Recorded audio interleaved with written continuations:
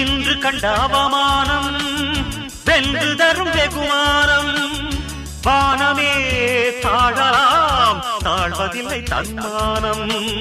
மேடு பள்ளம் இல்லாமல் வாழ்வில் என்ன சந்தோஷம். பாறைகள் நீங்கினால் ஓடைக்கில்லை சங்கீதம். பொய்மையும் வஞ்சமும் உனது பூர்வீகமே. ரத்தமும் வேர்வையும் எனது ராஜாங்கமே. எனது நடையில் உனது படைகள் போட்டிப்படுவே.